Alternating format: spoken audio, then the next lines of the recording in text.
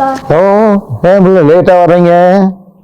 ஸ்கூல்ல இருந்து வரதுக்கே ரொம்ப லேட் ஆயிடுச்சு தாத்தா.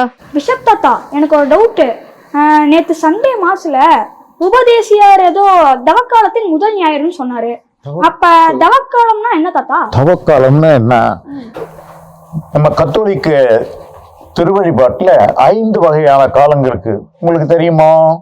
திருவருகை காலம். திருவருகை காலம் அது எப்போ வரும்? கிறிஸ்துமஸ்க்கு முன்னாடி வரும். கிறிஸ்துமஸுக்கு முன்னாடி வரும். Very good. அப்புறம் வேற என்ன உனக்கு தெரியும்? கிறிஸ்து பிறப்பு காலம்.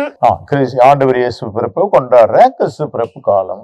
அதுக்கு பின்னால அதுக்கு பிறகு என்ன வரும்? அதுக்கப்புறம் தவக்காலம் வரும் தாத்தா. தவக்காலம். அந்த தவக்காலம் தான் இப்ப நம்ம தொடங்குறோம். சரி, மீதி என்ன ஒரு காலம் இருக்காது சொல்லுங்க? பாஸ்கா காலம், ஏதாவது உயிர்ப்புக்கு பின்னால. இறுதியா ஒரு சில வாரங்கள் வந்து ஆண்டின் பொது காலம் அப்படின்னு சொல்லுவாங்க. இப்போ இந்த விபூதி புதனோட நம்ம தொடங்கி இருக்கிற காலத்துக்கு பெயர் தான் தவக்காலம். இந்த தவக்காலம் நாம நிறைய காரியங்களை செய்ய வேண்டியிருக்கு. முக்கியமாக அதிகமா ஜெபிக்கணும், அதிகமா நம்ம நோன்பு இருக்கணும், மற்றவங்களுக்கு நிறைய உதவி செய்யணும். முயற்சி செய்யலாமா? செய்வோம் தாத்தா.